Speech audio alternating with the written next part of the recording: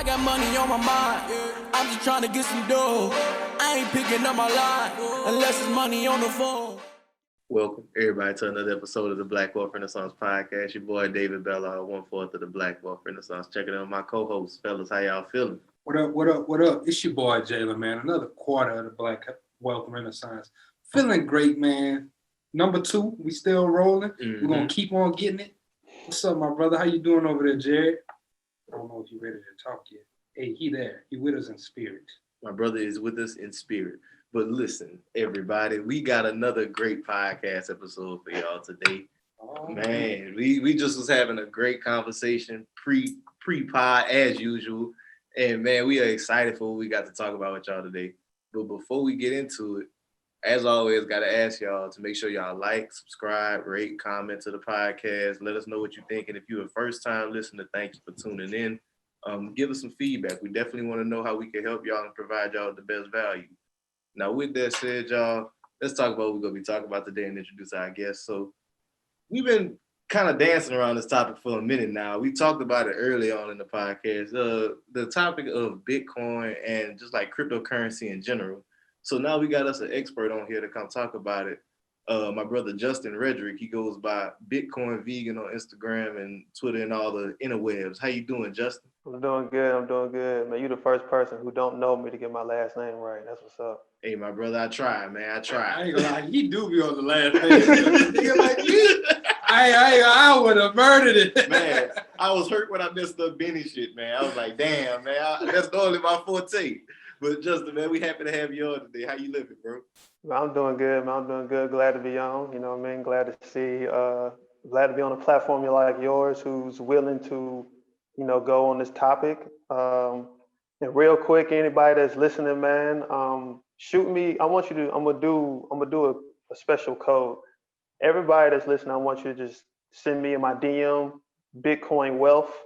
It can be on IG at Bitcoin Vegan or Twitter at Bitcoin_vegan, or you could send to my email, Justin at bitcoinvegan.com. Just send me Bitcoin Wealth, and I'm gonna send you an invite to a Q&A I do live to all the listeners, and also a free chapter of my book as well that I'm writing. So it's Bitcoin Wealth to Bitcoin Vegan on IG, Bitcoin_vegan on Twitter, or Justin at Bitcoin Vegan on or through an email. Hey, man, and like, I'm glad you give it to him because we about to go into some gems. Y'all gonna definitely want to be on that Q&A session after y'all hit it. So Justin, man, to kick this thing off, bro, we always want to start the pod just like starting with your journey, like kind of what led you into investing in Bitcoin? Yeah. So what led me into Bitcoin, man, like it really started like it's not even just Bitcoin. It's just what led me to being an entrepreneur in general, but especially around something like Bitcoin. I could take it back all the way to when I was a senior in high school, and me and my mother, we lost our home in '06, and that left us bouncing from house to house. I was supposed to play high school ball with the hopes of playing college ball. Didn't really get to play, so that left me just hanging out with folks, being here and there with people, and eventually we would go party a lot. One of my friends, Travis Moore, was killed at a party, and that really affected my life. So I still went to college, A&T, Aggie Pride, for all the Aggie listeners out there. But I didn't stay there. I ended up dropping out of school 2 years. It was due to financial situations. Like, I thought leaving Charlotte was going to be the answer.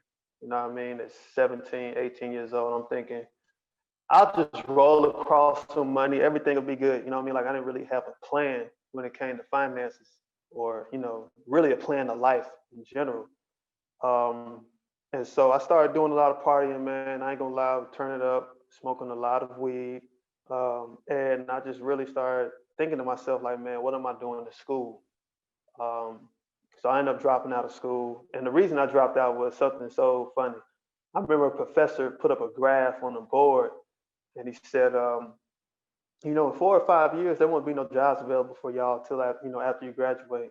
4 to 5 years after you graduate, won't be no jobs available in your field. And me, I come in class, I know I'm intelligent, but I'm definitely a party dude, bit of a smart aleck. Like I said, like the party. And I was like, man, that just doesn't make no sense to me. You're like, what you mean? I said, you want me to sit here in this class 4 to 5 years after graduation, knowing Sally Mae gonna want their money. And I was like, so what are we really doing here? And everybody at school looked at me crazy. That was the day I decided to drop out of school. But then I came home again, didn't really have a plan, just thought like something I know we're gonna make itself happen. And I started making different decisions, and those decisions led me to go to prison for 3 years. And so after sitting in prison for 3 years, I was just like, man, we're gonna have to commit to some type of process. We're gonna have to commit to something. So when I was in prison, I did a lot of reading, a lot of studying of myself, and I was prepared. I just told people I don't give a damn what it is. I'm gonna make $1 billion and some change, whatever. And folks like, what you gonna do when you get out? What's your plan? I said, I don't have one. I don't know what's going on.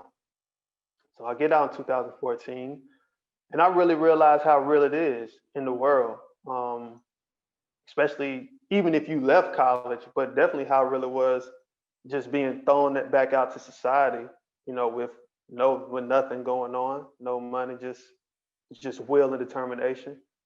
And what led me to Bitcoin was, man, I was 2014, so in 2016 I had my daughter, but before then I had transitioned to veganism, and so I used to cook food out my house and sell it. It was a business. It was really a hustle, but it was a business called Vegan on the Go, and I just cook and deliver vegan food out the house. And so, like y'all told me about dope, I ran across my homeboy who I played basketball with growing up, Bitcoin Zay, author of Bitcoin and Black America 1 and 2. Y'all go check that out. Y'all can Google that. That's my man's. And I was like, man, what is Bitcoin?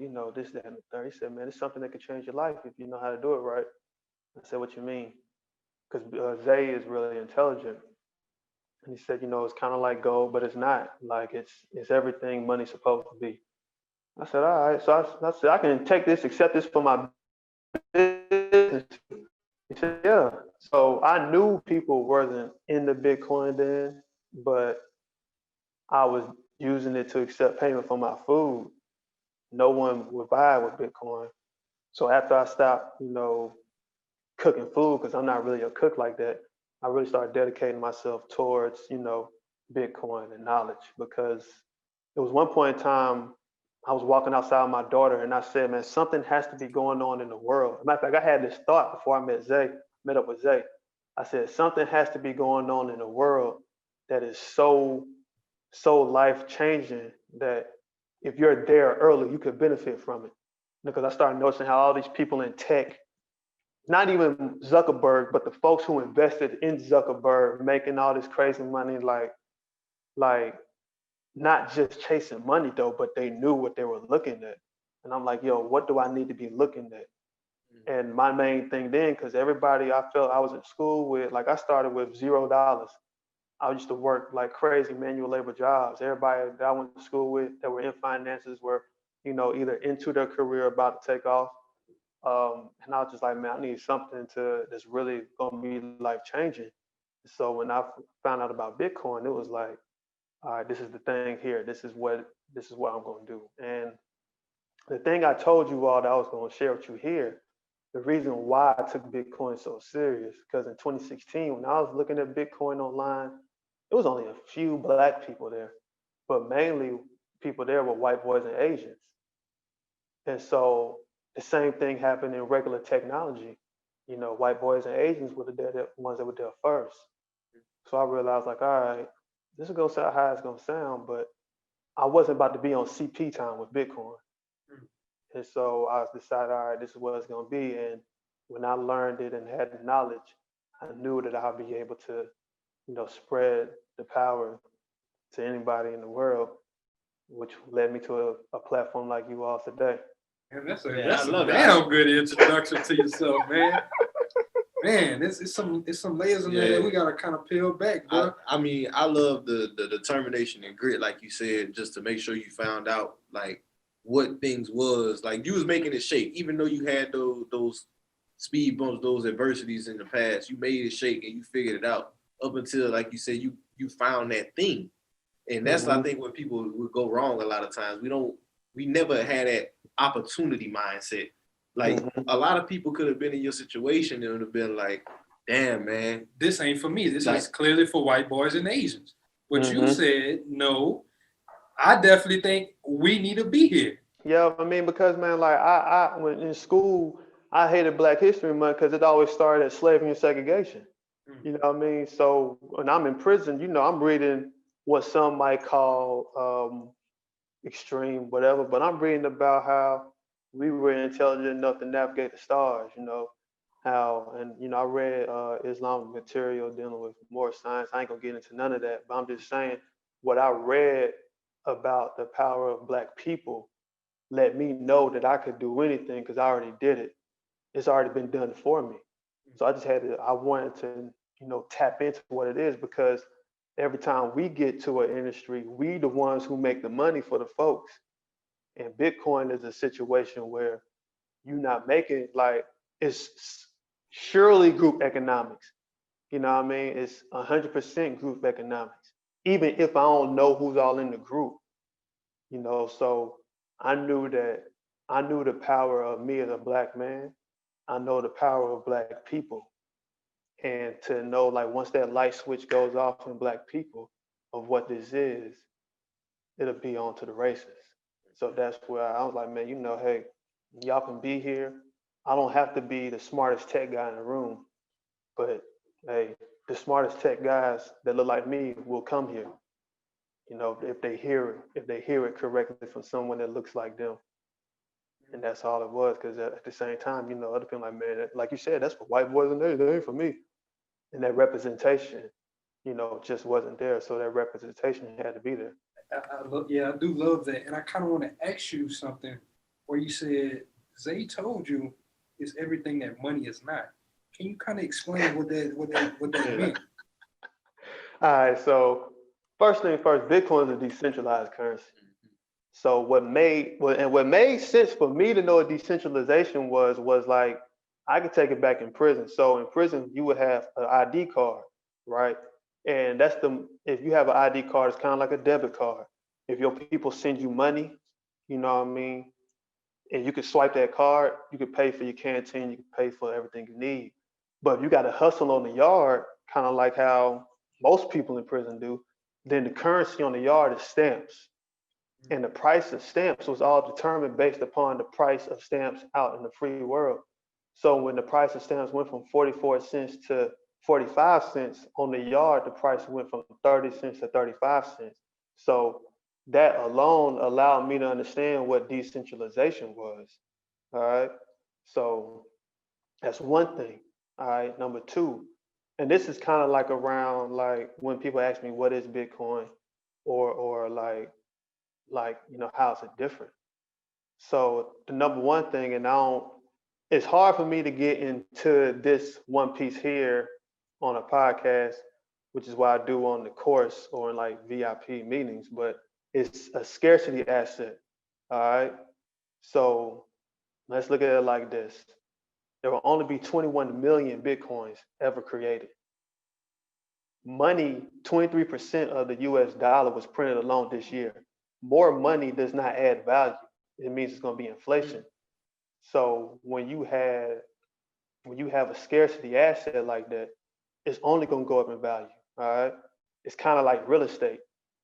People say real estate is valuable because of location, when in fact the main reason real estate is valuable because the earth is made up of 27% land. So it can't be printed no more. You feel me?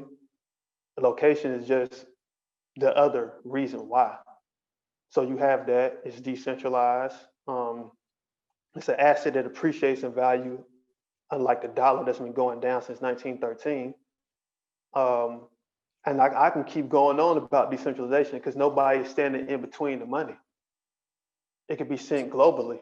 Like and then it's like gold. You know what I mean? Like, so let's say gold.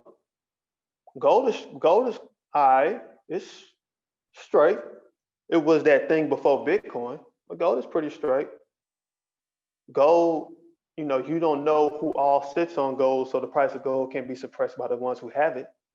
However, everybody pretty much accepts gold, except you can't send gold. I can't send y'all gold as the pay currency in Dallas like I can with Bitcoin. So it's a medium of exchange as well. It's a storage of value. I heard somebody say that, and I just sorry to cut you off, but I just Like thought you about good? like Bitcoin is an actual currency. People talk about gold like it's a currency, but it's really a commodity. You can't buy nothing with gold, like you just said. And I just kind of with you were mentioning in there, you were talking about decentralization. So, and I just kind of want to dive a little bit deeper with it. So to kind of talk with like how decentralization works with Bitcoin, like well, how are they keeping track of it if there's no central organization? You know what I'm saying? Like the Yeah, bank. so it's technology. A part of it is Bitcoin is a data. It's technology. It's valuable data. All right. Like it started off. It did start out on the dark web. I will go ahead and put that elephant out there in the room. And that's something a lot of people fear, like, oh, it's starting the dark web. They do it for this. But yo, they've been using the same money y'all been doing for everything else. Like, people, they buy drugs, they buy guns with USD, the same money we all be talking about for years. You know what I'm saying? So let's go ahead and just toss that out there right now. So what I mean by decentralization though is this. Have any one of you on this call ever made a transaction outside your regular spending habits and the bank froze the transaction because they thought of fraud? They thought fraud activity was going on. That's a control of your money. That's control of your money at its finest. It sounds good for me to say, well, we're just making sure you're making this purchase. However, you don't need to make sure. I done worked hard for this. I could buy what I want. All right. That's one aspect. So the part where you ask who's keeping log of it, there's another one. It's called the blockchain. So on there, there's a record. Bitcoin was created in 2008, 2009. So ever since the very first transaction in '08 or '09, where Satoshi Nakamoto sent a Bitcoin to a man who died by the name of Hal Finney, every single transaction is on there. So the record is already stored. It's all technology. There is no central server. There is no way that you can hide what's going on with the money. Everything is record. And you can go to blockchain.info if you want to right now on your phone, and you'll just scroll down and see every single transaction that Bitcoin has ever taken place. So that's there. And another way is just again, like there are so many people in between exchanges of money. Like even when you have an investment, you got what capital gains tax. How many taxes do y'all pay? Because I'm gonna be real honest with you all right here, right now. Bitcoin is the first investment outside of myself that I've ever made. So I don't really know too much about legacy markets. However, now in 2020, it stands for me that it just doesn't make no more sense now. Like you said with the taxes, man, you taxed on a lot of shit, man. Like What you we said, the talking? capital gains tax. But we said like the average American pays like 40% Yeah, of it's their about wages 40%. over their lifetime in taxes. Yeah. So I mean, that situation, like, so yeah, go ahead with your next question because I could type that back in later. You had another thing where you said, there will only be 21 million Bitcoin ever created. So I kind of want to ask you, how is Bitcoin created? Like, how does that work? It goes through a process of computers, what they do called mining. And in my course, the advanced course, we talk about like what that actually looks like. But in a short, your computer electricity is solving a complicated math problem. And once the math problem is solved, a Bitcoin is then created, which is why the SEC really can't step in between Bitcoin because it's not made out of thin air. It's actually something has to be done for it to be created. So, and when I bring up the fact that 21 million will ever be mined, there are more than 21 million people on this earth who have $18,000. So the aspect of it being mined is just one where you have a lot of computer power. You mine it. You buy these little rigs, and they start doing the computer things. Man, they start going into the ways of solving these equations to create a Bitcoin. So that's really how it's created. Is if you think of mining like gold, Yeah, Like, that's exactly what I thought about whenever you said for gold. Yeah, think about the difficulty of mining gold that you probably, I don't know if y'all have done it before, but you've probably seen it on movies where they got the little filter trying to get the gold through the water, all that hard work. That same type of hard work your computer has to go through. So it's not even guaranteed. And the average person don't even need to be mining no more anyway, but it's not guaranteed that you're gonna make the Bitcoin if you don't invest into the computer power to do so. Yeah, that's what I was gonna say. I heard about that. Like people that's mining Bitcoins, they gotta get like big, massive computers. You're not gonna just do this on no Chrome. Like it's like someone asked me the other day, they said, well, I really want to get into the mining piece of Bitcoin. Like in my mind, I want to say for what? Like if you ready, you're not, I mean, I don't know you. However, like I know some folks, I've seen something, you got to spend like $30,000 just on equipment. Then you got to put money into the cooling to cool down the equipment. Like it's an investment to try to mine Bitcoin. So like that's where I was like, if people trying to like, if they try to shortcut, like, well, I want to create the Bitcoin, like, yo, you better off buying it. Because if you invest in 30K right now into mining Bitcoin, there's two coins you could have bought already. Almost two coins you could have bought. mm-hmm. I mean, now you could, now if you smart enough, you got the stuff, you're going to get some competition, put it that way. You're going to get some competition. And if your electricity and stuff isn't set like that, you're just gonna be able to brag about how you are a miner. Ain't got no coins though. So like if you're, damn, I ain't even think about it like that. So like if you're in the process of mining and you get experience like a fucking power outage or some shit, is that whole process is lost? I can't really say because I've never mined. I mean, I'm pretty sure it's like if you already have some, you good. If you already done mined it, you pretty good. But excuse me, if you still in the process of doing so, I mean, the technology is pretty up there. So I guess you could just start where you were, but then again, it might not be that easy. And do you know how many current Bitcoins there are out there right now? Is there like there's about like, I think there's about like what, 18 million already, 17 million already. So they only got 4 million left out there. Yeah, and the last Bitcoin to be mined will be in 2140. So they already know that? Yeah, man. Like I'm telling you, like this is a secure, and I really hope I'm not going over folks' heads, but like this technology has already been predetermined. You know what I mean? Like so like in the course I go over what's a halvening or what happens. But a halvening took place this year. So every 4 years a halvening takes place, just like the election.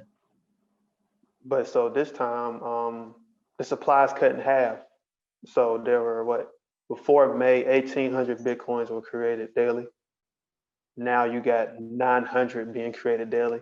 And when you have companies like Grayscale, MicroStrategy, PayPal, and Square buying more that's going to be created, that's where you have a price increase that you don't experience with everyday money. Because I kind of want to get into that, man, like with these different companies that's moving into it. But I do want to go back more to your journey just a little bit, because you said you got into the space in 2016, and you told us off camera at the time it was like what? How much it was? 600. 600 some odd dollars, yeah. 600 some odd dollars. So can we speak to like you riding that wave up?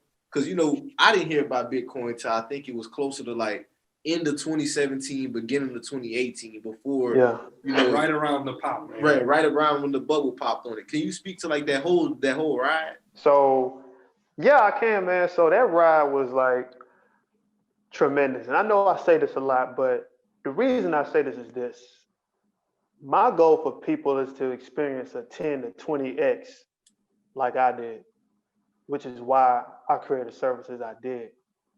Because that ride, even though it sounds short, that ride is serious. So I started off, I was still working retail merchandising. Like I would go on the road 8 days out the week, 12 hours a day, $12 an hour, real manual labor. And when I really started noticing, like, number one, I don't know how to save money. Number two, every time I need to have money, something comes up. I got tired of hitting those cycles. You know what I mean? That rat race cycle, that scarcity cycle, man. Like, I just got tired of hitting it. And so when I learned about Bitcoin, I just started buying it, buying it, buying it. And like the more I bought it, the more I started like looking, into what was going on in the space. And that part alone, like following on Twitter, I could tell how it would scare the average person. You hear the government telling you they're trying to regulate this. You have currency wars going on where you have a lot of other high level crypto people talking about trying to attack the network. You got fake scams going on. You got phishing email going on. Like, that's a lot on a person. You know what I mean? So that 10x experience, that's a real thing. But like I tell people, you gotta invest into the knowledge and it's good to have a guide. Like I had my homeboy Zay. I had some folks I met in Phoenix called Murex Bitcoin Solutions, Miller L and Free L. They were there like to guide me. So that's why I look to be the people now, that guide, like get waves of people in. But that ride on the way up, like when I started seeing the money go up and up, I was just like, whoa, like that was the most money I had, what I'm saying, in my life. Experiencing that was the most money I ever had in my life. And on that way up, that's when I really noticed, like, yo, this is real wealth. This is a wealth builder right here. This is what I feel all Black people need, because that's like a VC, venture capital style return within a year and some change. You know what I mean? Like I watch, posts, people put on that that sometimes y'all post and other movements post. And it talks about like, you can get an annual 10% return and you can wait 7 years for only a 5x on your money. I'm like, but that will not bring Black people as a whole wealth. You get what I'm saying? Because as a whole, we've been oppressed so long, we need those type of returns. It gives us a level playing field. You talking about being able to have a 20x return in 18 months or less or more or better, the longer you stay in. So now you start now that I've told you all this, like sometimes like if you see me say something slick on your post, I'm not disrespecting. I'm just trying to shed light to what's real out here now in today's time. You know what I mean? Like waiting, years for 10%, and I've been oppressed, and I built this country here, and I'm being oppressed and taxed at the same time. It don't make no sense to do that.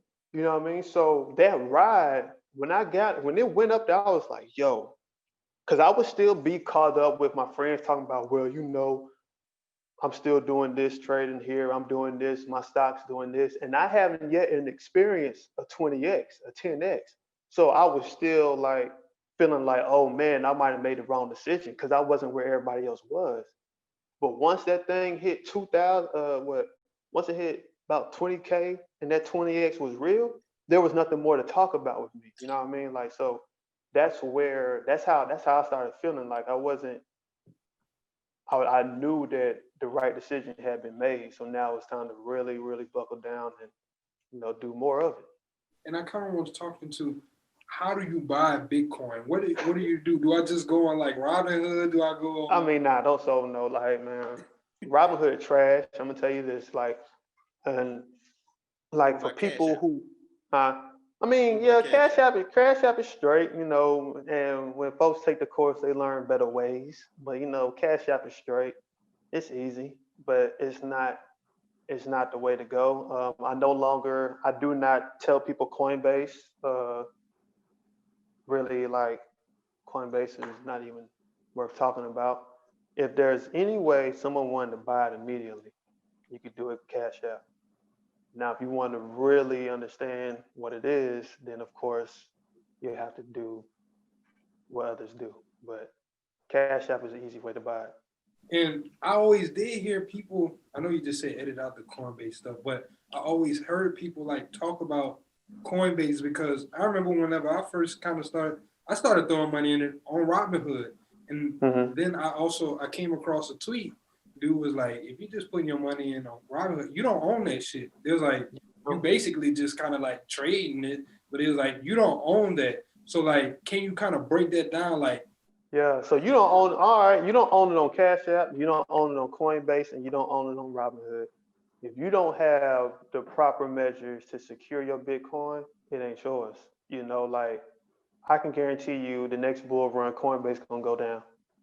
And it's what Coinbase always does. If you do that, you know, if you let's say, you know, you done made a good bit of money and you can't get to your Bitcoin immediately and it takes a few days, the price could go down by then. You know, so you don't really own the Bitcoin.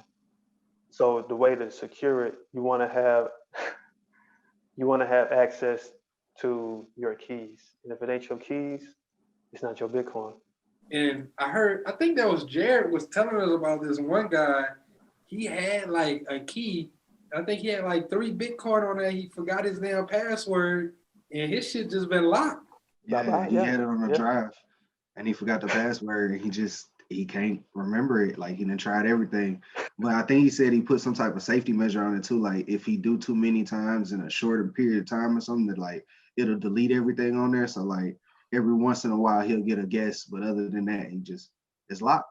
Yeah, it's that serious. I mean, so that's something we dive into, you know, just knowing how to secure your Bitcoin. That's the first thing I teach people, you know, because since it is decentralized, there's no one to call, you know, and people have never really been, no, really, I'm gonna be honest, most of the people in the world have never been 100% control or responsible over their money.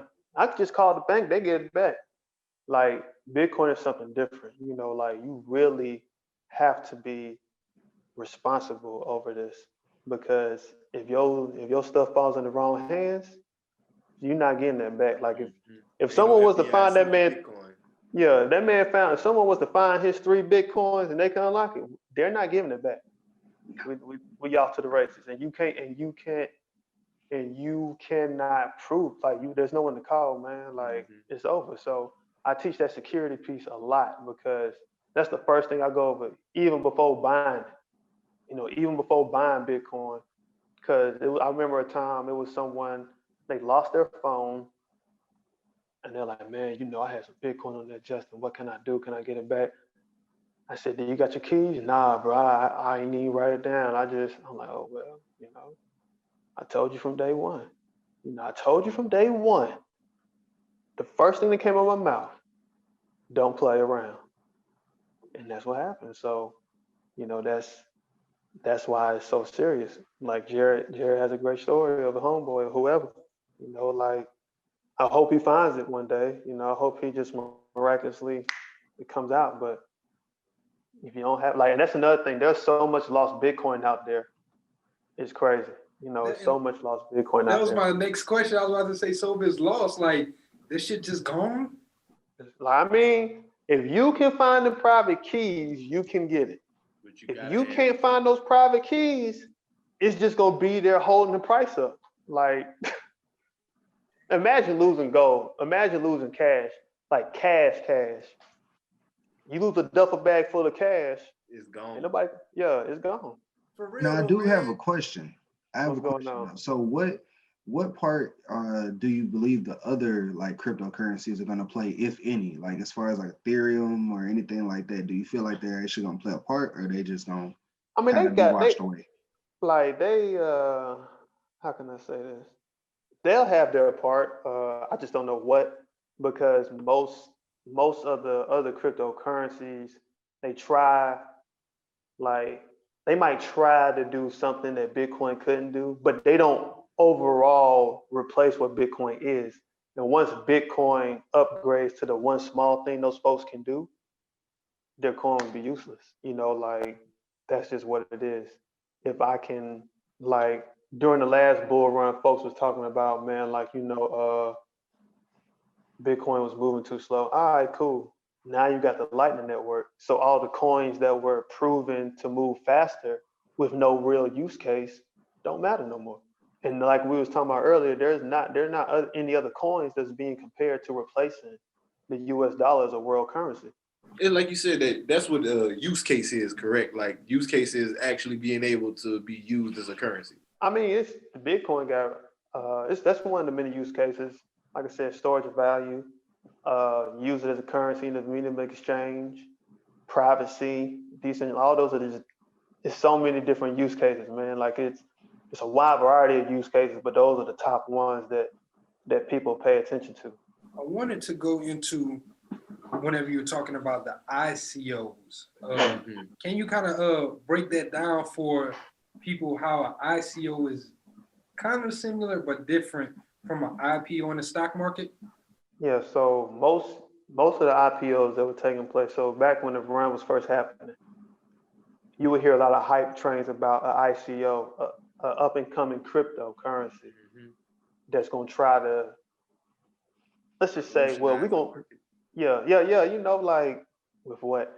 But okay, so we're going to do an ICO, like we're going to do for lack of better words, we're doing the BWR ICO, right? And we are here to revolutionize the market to bring Black people into crypto. So buy our coin, right? Buy our coin. We're gonna be, you know, we're gonna be lit. We got this going on. We got this, that, and the third. All right. However, like, so y'all build up the hype. You release the coin in a way like an IPO does. And the only other thing is people, the four of us would be the only ones to get the real bag. Because everybody's going to pay in Bitcoin. We're not going to hold the coin though. We're going to give it to people. We're going to take the Bitcoin, sit on the Bitcoin, and allow our company to grow off of Bitcoin now, instead of our coin actually being what we said it was. Because at the end of the day, you just could have used Bitcoin for it anyway. That's what you was going to accept. So a lot of crypto companies did ICOs. Some of them were probably legit with hopes of doing what they said, but the SEC shut that down here in America because a lot of them were just making money out of thin air. Like folks was making, I think, billions of dollars in a few minutes because everybody was like, I mean, I fell for a few myself.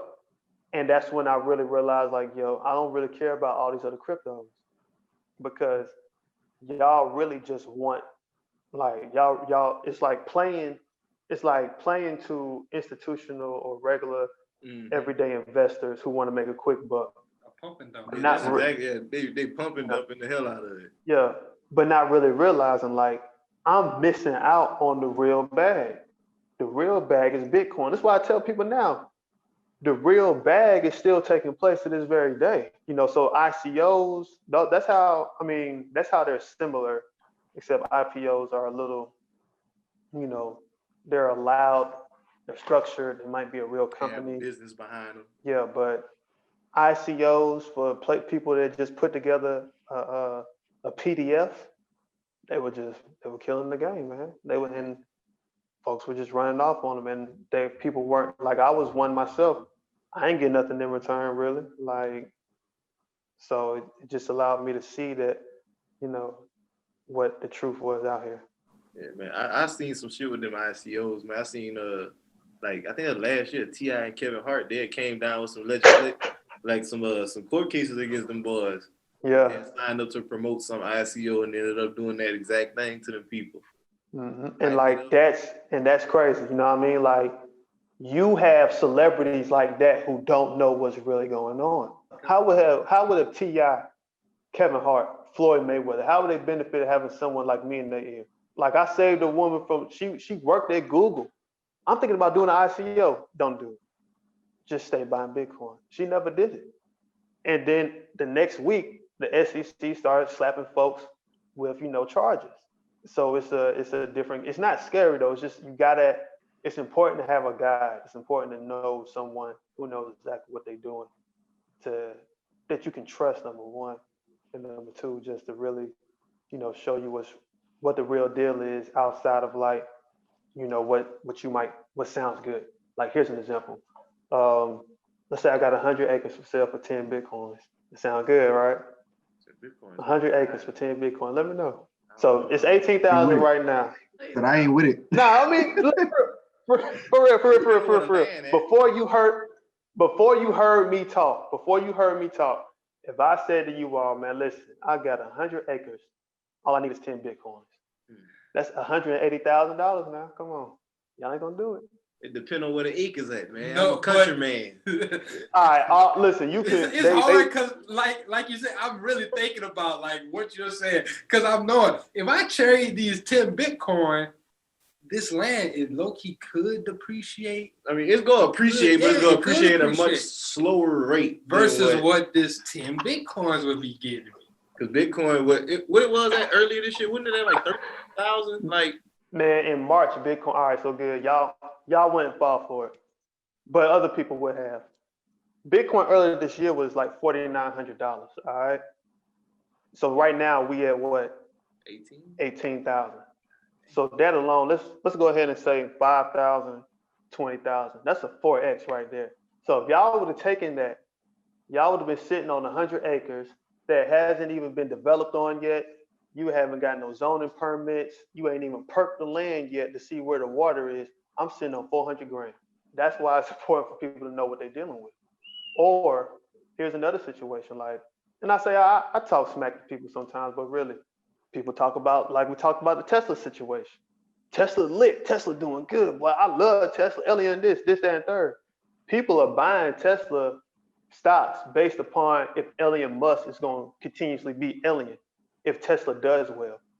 Like, let's say, in hopes they get to Mars, in hopes he makes the Hyperloop, in hopes he makes the rocket ship to get you from New York to Shanghai in 35 minutes. It's still speculative. And it still in 10 years did 19,000 percentage plus. Bitcoin at 200 million, but it already works.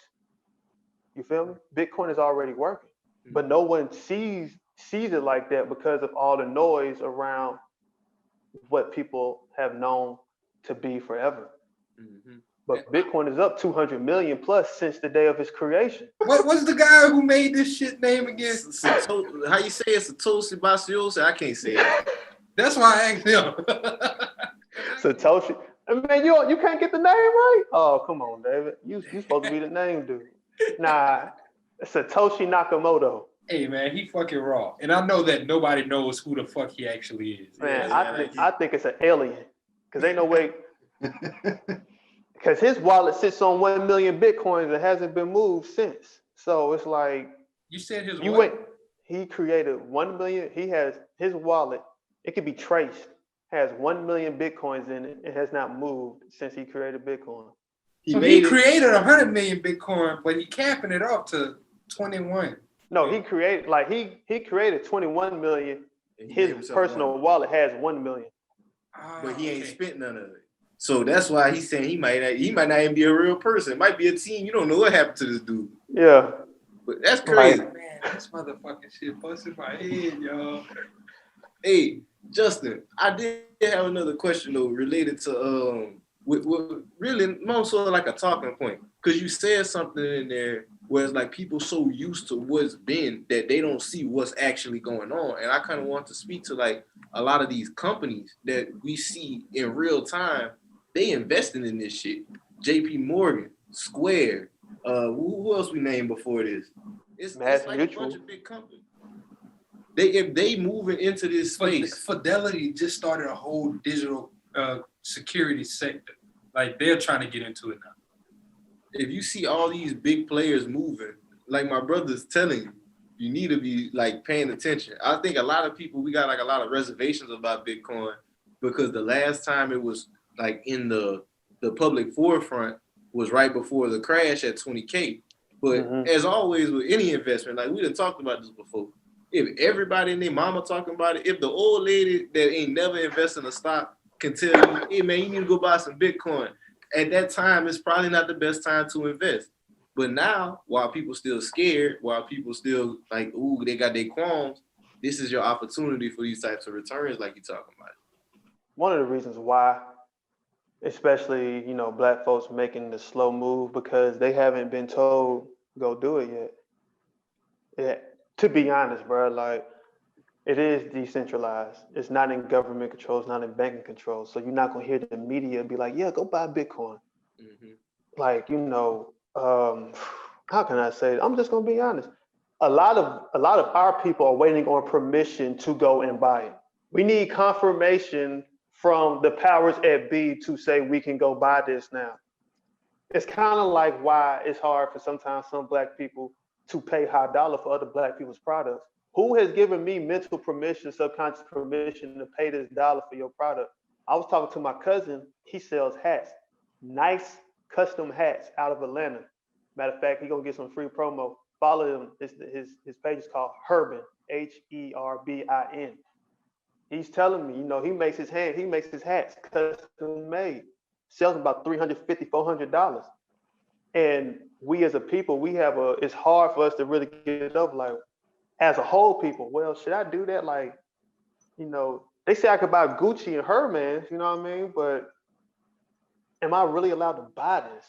And that's something that goes on up here. So the permission has not been out there. And a lot of times we as our people, we believe we not really supposed to be making that much as a whole. You know what I mean? Yeah. And so it's all these like little plays on your head to make you want to stay giving your time for small bits and pieces of money. But like when you see companies like, and then it might psych people out. Damn, 100 million? Man, I ain't got that much money. Shit, they can afford that. I mean, it's $18 million. It's $18,000. I can't afford that. They don't even know they don't have to spend a whole $18,000. They never ran across a person. They never ran across a person like me. They never ran across a real individual person who could be in their face to tell them, hey, this is what you can do. You know what I mean? Like, I had a friend of mine who said, it's like this. I tell people this all the time, man. Some people have graduated college with $30,000 of student loan debt. You've paid $20,000 of student loan debt and you still owe $50,000 of student loan debt. And you're complaining about buying Bitcoin that will at least continuously appreciate as you buy it. Like, those are the type of things, and those are the type of things people have to hear, because that's the reality of the situation. If you already paid $20,000 with a deflationary asset on top of interest, there should be really, the only thing you have to get over is what's in here. So the words haven't been put out there. That's why I'm grateful of a platform like y'all's. You feel me? I'm grateful for a platform like y'all's, because I've been denied some places. Folks didn't even respond to my DM. Hell, to be honest, I was surprised y'all did. You know what I'm saying? Just off the facts. Huh? I say, don't feel like that. I mean, bro, like, it's just real. Like, y'all got 380K followers. A lot of folks don't follow somebody with 2,000. Like, oh, okay. You know what I'm saying? Like, yeah, we'll holler at you, if ever. So that's just the reality of the situation. And if you really look at it, most platforms on IG that talk about Black wealth do not talk about Bitcoin. How long has it been till y'all had someone like me come along and talking about this on y'all platform? This is going on 2 years. We a year and a half, year and 3/4 into the pod. It's a lot of other platforms y'all know of. And and I've been looking at them just like you have. No one has brought this message to the people in a way that they can see and understand. I'm not on CNN. I'm not on Fox. You got to come to where your people are so they can see reality. Like, the reality is, I'm someone who came home from prison that bought it as they could. And I know it's people on y'all platform who made way more money than I've made or currently make. I've seen folks talk about the investments they make. I don't know what money they got, but I know they got enough to start buying Bitcoin. I know they got enough to invest in the course that I have. You know what I'm saying? So the fact is, if this was anything, it's like me saying, hey, you're allowed to do so. You know what I mean? Like, that's really what it boils down to. And a lot of people think they need $18,000, $19,000. You don't have any information on it. Like, another thing is this. Like, in my Q&A, I say, like, a lot of folks' research on Bitcoin is trash. Why? Because you use Twitter, you use Instagram, you use YouTube. And it's designed, and everybody's platform is designed to keep your brain going here, here, there, until they say, hey, buy here. Or they don't really have no streamlined way of doing so. So all the research goes on for years. Y'all been looking for somebody to talk for years. I'm just a shortcut to the research to get you to where you need to be. Does that make sense? Basically, like you're saying, you're just a plug, and people need to stop just looking for going here, going there. Because like you said, people, whenever they have these followings and they're trying to push you from one place to one place here and trying to get you to go there. So I definitely get what you're saying with that one, my brother. And I definitely want to say thank you for shining light on the things with Bitcoin and kind of just giving people the straight facts of like, you know, you can start with this. You don't have to buy a full coin, because I'm pretty sure there is a lot of people who think, oh man, I need the full 18 in order to start playing the game, when in fact it's not. And that kind of leads me into like my next question. How much should someone have to start investing in Bitcoin? Hey, now listen. I mean, like, it's like you, so I'll say it like this. I'm gonna tell you the same thing I tell people all the time. That's a personal decision. You know what I mean? Like, when I first got into Bitcoin, I know I would make, like, sometimes I might make crazy buys that I would have to dig back into Bitcoin to bring me out of. So when I had to really learn what money was and how making investments really work, I realized I need to be doing, like, I read a book called Profit First, and that helped me understand. Like, I read a lot of books about money because I didn't know money. I knew I had a great performing asset, but I did not know the game of investment in money. And so when I started reading these books, I started noticing how even this one book called The Latte Factor, where he said if you just stop shopping at Starbucks, $5 every day, you put it towards something that gives you 7 to 10% return in X amount of years, you could have this. So I just started applying percentages to what I bought. You know what I mean? Because I looked at it like this. I needed to learn the fundamentals of finance so I can apply it to Bitcoin. Like, I know somebody that wrote a book saying you need like several different bank accounts, emergency storage, you know, what long term, like two or three high yielding, and two or three high yielding savings accounts. And this was by my homegirl Bees. She had a book called Financial Starter Kit. And so it's like, you know, she talked about that in her book, you know, having different high yielding savings accounts. And then you have, like, you know, different regular checking accounts. But for me, again, it's like, yo, I don't care about 10% returns on an annual basis, because at that point in time in my life, if I'm starting from zero, if I have $100, $200, $300, what's 10% of that? I would have been waiting a whole year for 550. You know what I'm saying? For 550, are you serious? And that's where a lot of Black people are. So, like, when I answer this question, it's like, I always prescribe to people now, I don't give you no estimate. I mean, I don't give you no number. I don't give you no percentages. I will say this. You want to start buying to where you, number one, you look at how can I really change my life with this? Because if you here just for, you know, to triple your money, you wasting your time. You know, maximize it. That's why I have the course. Like, yo, it's designed for you to, so you can have that mentality to get that 10, 20x or better. Because if Bitcoin is talking about 300K by December 2021, and you take out a couple $1,000s because your rent was due, you made the wrong decision with the money that you already spent beforehand. So, like, I've had people in my course say, you know, I bought $50. I had somebody say they bought 4K.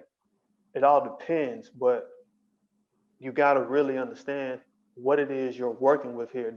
You're not like, first of all, to even work with me or be in the course or be here, you got to be someone that's a go-getter. You got to be someone that understands that, like, I want to be where the world is going, not where it's been. I want to be someone that has to invest in knowledge. I'll look to work with folks who are like, hey, all right, I hear what you're saying. The numbers are already real. I don't have to keep going over the numbers with you. In 2008, it was 0.008 cents. We had $18,000. That answers another question. No one has really lost money. All right. You only lose money if you're trying to trade. You don't know what trading is, just like Forex.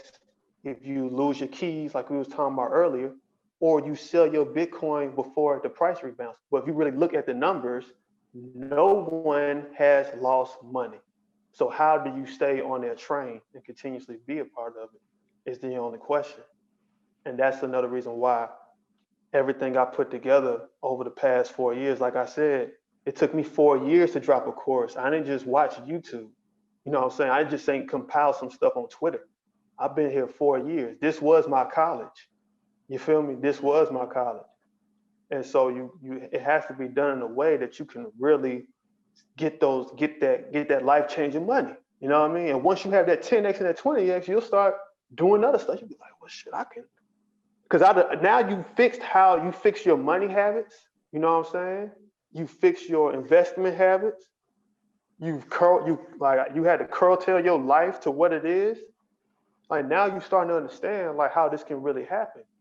But it has to start somewhere. You know what I mean? So that's why I say, John, I don't give a dang. You know, you might know people who sitting on 100K assets, cash, whatever.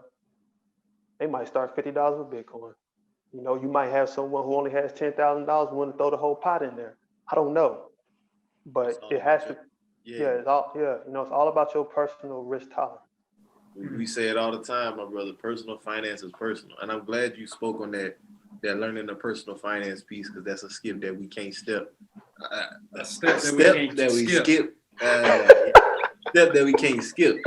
Man, you can't skip that step, bro. Like real shit. Everybody wants to, like, you know, we get introduced to this concept of financial freedom. We get introduced to these ideas of investing, of making so much money in a certain time. Mm-hmm. But like at the very root and the core of it, it's like these sets of principles that you can't ignore. You gotta like live below your means. You gotta figure out where you can start investing. Because like you said, you was spending your money before and you was like, man, ain't no way I can invest. But it takes that come to Jesus moment first, where it's like, okay, I really have been bullshitting. I've been bullshitting. That's the big moment. I've been bullshitting, and now let me learn and rebuild and actually make moves. And I love that idea with the percentages. I'm big on percentages too. Yeah, I mean that's what changed my life. Like I got a homegirl, her name's Sabrina Abraham. She got a podcast, but she has this book called Financially Lit. On there, she said either every transaction will either increase poverty or build wealth. And I started noticing like every dollar I spent, if it was on weed, $20 up in the air. All right. If it's on shoes, I'm gonna run these shoes to the ground. If it's on the car, everything was depreciating. Like Melvin said, guns and butter. So where was this money going? You know what I mean? And when I was buying Bitcoin, it was like, yo, appreciation. If I'm gonna buy anything else, it has to go towards health. It has to go towards me investing in myself, or it's gonna go towards my family and children, or some type of ownership. You feel me? Some type of ownership is where I was. I'm not here to buy socks, to buy coffee, to buy a damn car. I'm not here to buy none of that goofy stuff. Like, yo, I've been missing out so long. I'm here for that plot of land over there. You know what I mean? Because I'm gonna take it a step further. I want that land so I could buy a 3D printer to print 3D homes on. Because that's where it is. You know what I mean? Like, that's where it is. I say crazy stuff on Twitter.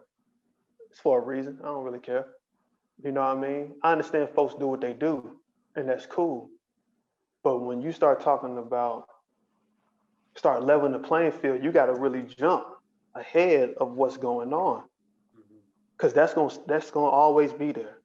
That bunch is gonna always be there. How do you get ahead of that bunch? You know what I mean? The knowledge is gonna be there. You just got to get to the knowledge. So I mean, that's where my mind was coming home from prison. All right, like I knew I wasn't stupid. I made dumb decisions in my 20s, like everybody else had. I just paid for mine a little bit more, but that was it. You know, how you get to it after that?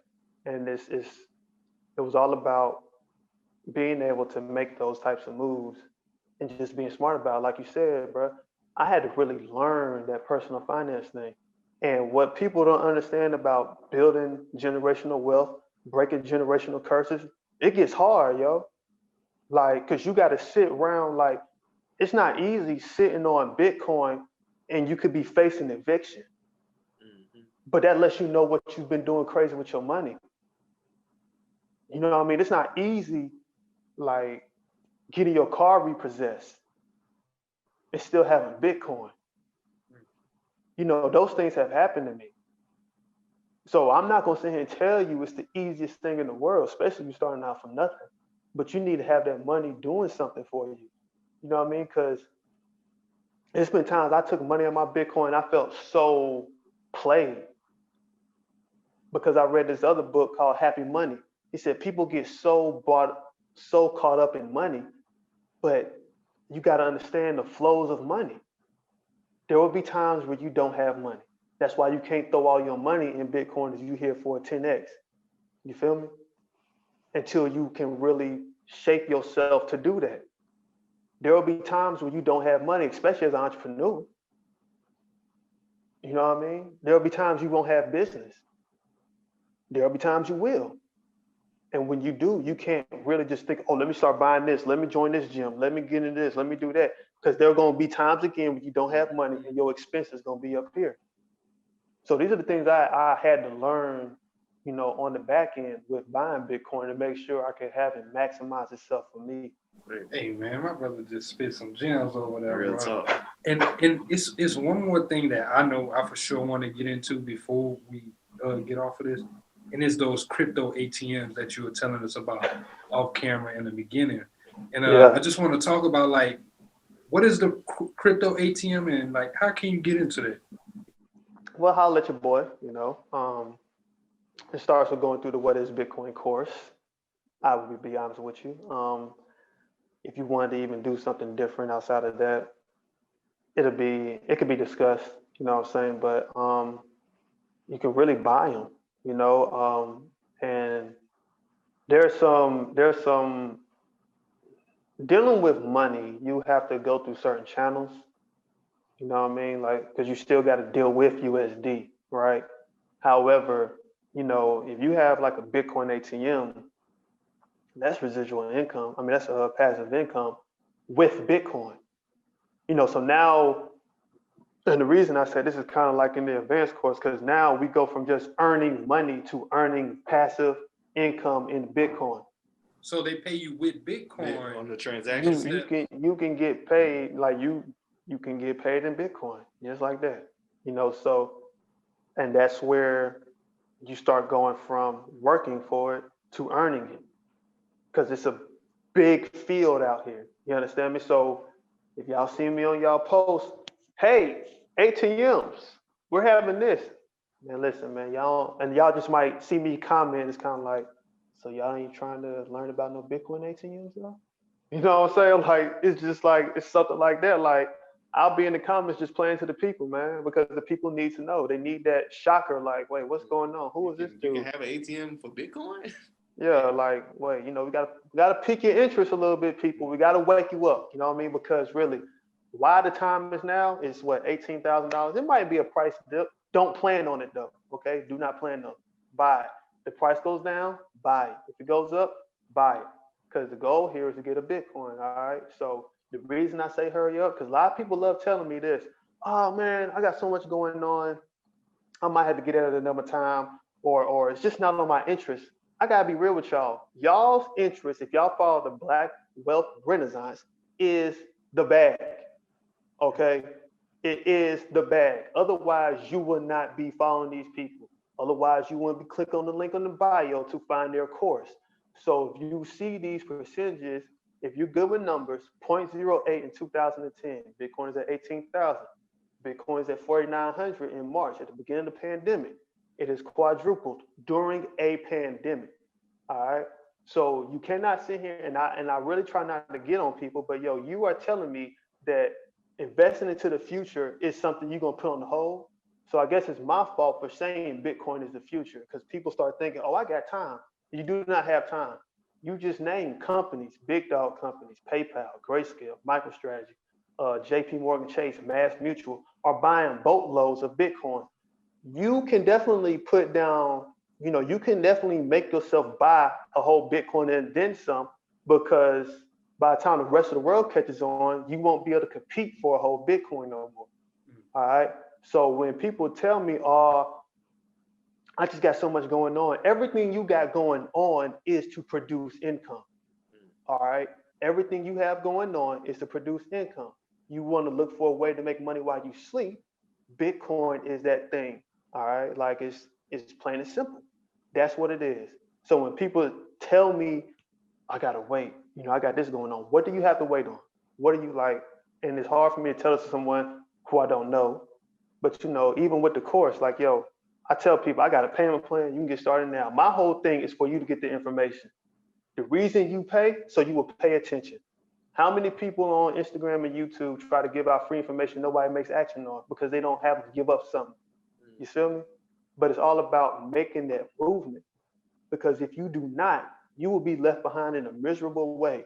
There are projections saying Black wealth will be non-existent by 2030. Coronavirus and the government is going to help that. That's 2020. You feel me? Where is that money going to go? All right. And I see a lot of folks talk about, everything they're into. However, if all of us are not winning on some level, then a little bit of people haven't done their job for real. You know what I mean? If you're talking about Black wealth being non-existent by 2030 and we spend $1 trillion out here, then what is going on for real? So you don't have time. You know what I mean? You do not have time. And it is that serious because money is that serious to people. People kill over it, they steal over it, they leave their wife and their husbands over it. So let's stop playing. And I'm glad that, again, I could say something like that on you all's platform, because that's the honest to God truth. Y'all are all out here moving for the bag. You might not worship money, but money is the vehicle you're going to use to live the life you want. It's what you're going to pass down to your children. And that's the number one thing that made me interested in Bitcoin. I could pass this down to my daughter and my son 10, 30, 40 years from now. And if they do as I say, or as we going to come up to do, you pass down the next one. You feel me? So this is about real generational wealth. Those numbers of 200 or a million percentage plus, they're going to keep going because the financial system's going to keep being trash. So you got to really understand where you want to be. The price of Bitcoin today could be 30,000 tomorrow, and you're going to tell me the same thing. Now it's a different excuse. Oh man, it's too high now. See, I can't even get into it. Oh man, what am I going to do now? You're going to still do something. You know what I mean? So the reality has to be said. Stop playing like you can't make money faster than Bitcoin can. Nothing has proven to ever do it, not even slavery. All right? Slavery was the biggest lick that we ever seen. And slavery can't even keep up. Well, it can't keep up to the production of Bitcoin. We didn't create a whole country on it, but still though. So that has to be said, like, yo, stop playing the game, man. Stop playing. Get off your ass and stop playing. You know what I'm saying? Click the link in the bio, what is Bitcoin, and stop playing. Just straight up. It has to be said, man, because I know what y'all here for. I know what y'all here for. That's just real, man. I love the message. Get that, man. Yeah. Because people gotta hop in and get on it, man. It's like you said, the time is now. We don't want to be left behind on these waves, for sure. So, Justin, my brother, I want to pivot to the last segment of the show. Yeah, man. My brother out here spitting I fire, man. gotta ask you, what's something you see on your timeline, bro, that you want to talk on? It could be anything. We talked about Tesla. That's all right. Hey, man, listen, man. Y'all gotta stop hating on my man Gucci, man. Word up. Like, y'all gotta stop hating on Gucci. You know what I mean? Do I think he won? The battle? Listen, man, listen. I don't know what Gucci does with his money, but Gucci came with a different energy. Number one, Gucci knew his audience. I'm a Gucci fan. I wanted to see him act a fool. Did I think he was going? Did I want to see him like really go at Jeezy, like in a physical way? Nah. But did I want to see what he did? Yes. Did Jeezy say, I got real estate? I mean, that's cool. I don't know what Gucci has. You know what I'm saying? But y'all gotta lay off of Gucci, because a lot of people who clowning Gucci have never had nobody really try to come at them like that. So they don't really understand their energy. However, they probably had somebody cheat on them in high school, and every time you see him and talk to him, you start riling up thinking about what happened. That's the same thing that happened with Gucci, man. Like, yo, he in the moment, and he looking like, yo, you did try to kill me, didn't you? And y'all gotta lay off of Gucci, man, because folks like Gucci, folks like 50 Cent, Tyler Perry, Floyd Mayweather, like, I look up to those people because they started really with nothing, and especially 50 and Gucci, having that background and coming from prison and just keep going up no matter what it is. So if I had to say anything, man, I think that's all I had to say because we touched on a lot of the stuff. So to make it light, y'all gotta lay out for Gucci, man. Word up. We ain't here for real estate. We here to talk. We here for trap music. Big goo out. Yeah, you know what I'm saying? Y'all lay off WAP, man. WAP one of the best ever, man. Word up. Hey, for real. Hey, WAP inspired a lot of your favorite rappers. That's all I gotta say, man. Yeah. Damn, the whole You know what I'm wave saying? of New Atlanta shit. Justin, bro, we appreciate you so much for coming on the podcast, man. This has been great. If any of you you listen to this thing and you ain't came out with nothing, man, you can learn something about some goddamn Bitcoin. That's what my brother said. That's Get in it. So for anybody that's interested, bro, can you please get them your information, like how they can reach out to you, where they can find you? I know you mentioned at the beginning, but give it to them again. So again, man, I straight up message me Bitcoin Wealth. Now let me know you listen to this podcast. You can message to me on IG at Bitcoin Vegan, Twitter, Bitcoin_vegan, or you can email me, Justin at Bitcoin Vegan. Send me Bitcoin Wealth. You'll get access to my Q&A, free live Q&A that I have. I'll send you a free chapter of my book. If you like, yo, I don't really care about none of that, you can hop in the, y'all got show notes, right? Yeah. Yes, sir. Show notes. You can head to use the link in the show notes for the What is Bitcoin course. Or you can, if you really are the person who's about cutting your time, like you love investing and having a time cut so you can maximize your learning experience, we can either set up a one-on-one meet, you know what I mean? But the thing that has to be said here is this is a shortcut to everything you want to experience. So message me Bitcoin Wealth on IG, Twitter, in the email, or hop right up in the show notes or in the link in their bio and go right to the course or right to the one-on-one calls and we can get this thing moving. And these will happen immediately because again, time might not be on your side, you know? You gotta learn about this Bitcoin. It's about time, Yeah, huh? man. I need to know how to own You want to get that shit. key. I want to, You been talking about that that's shit. what the hell Yeah. I want, the key. Yeah, man. It's a wonderful thing, man. Especially once you really start, especially if you're a person like David said, you already know how to do things with your personal finances and you just looking for that added boost, like you looking for that overall freedom, because that's what it boils down to, man. Like, you know, I love protests. I don't necessarily protest, but I understand why people protest. And I understand the movements. However, you can't necessarily be saying you're protesting what's going on in this country if you're still using the money. You know, like just think about it. You cannot be totally free if you're still eating at the master's table. And that's just the reality of the situation. Hey, man, like we said, this was going to be a great-ass episode. My brother came in here with the energy, with the knowledge, and with the facts. Y'all definitely tap into what you got going on. Like he said, y'all click the link in the show notes. We're going to have that available for you. For sure. And before we wrap this thing up, y'all, we're going to hop into a couple of house cleaning items as always. Thank you for tuning into the podcast week in, week out. If you're a new listener, let us know what you're feeling. Y'all leave them ratings and reviews. Y'all know we always love it to hear y'all feedback, and we love to just share because it helps grow the show, man. It helps grow. Y'all tap in with our book, Managing Money Like the 1%. We talk about personal finances a lot on this podcast. If you need to get your shit together with your personal finances, this is the book for you. Yeah. It's going to help you stop the bleeding, get your shit together, and point you in the right direction with some of these investments. Also, y'all tap in with Credit Fundamentals 101. That's our credit course that teaches you how to master your own credit so that you don't keep paying for credit repair and having your score fluctuate. So you know how it works so that you can make sure you're taking advantage of it the best way. Brother Spiller. Got anything for us, my dog? No, I just want to give a special shout out to Southside Armory. They got joggers with the gun holster included. It's pretty cool. Y'all gotta I'm gonna have to make sure I include the link in the bio. They sent us some free pair of joggers. They're gonna be dope. I'm sending everybody theirs. You get to keep the strap on you in your joggers. Yeah. But look, them got it on me. Whenever you running. Yeah, that's the nickname I call them. Got them on me.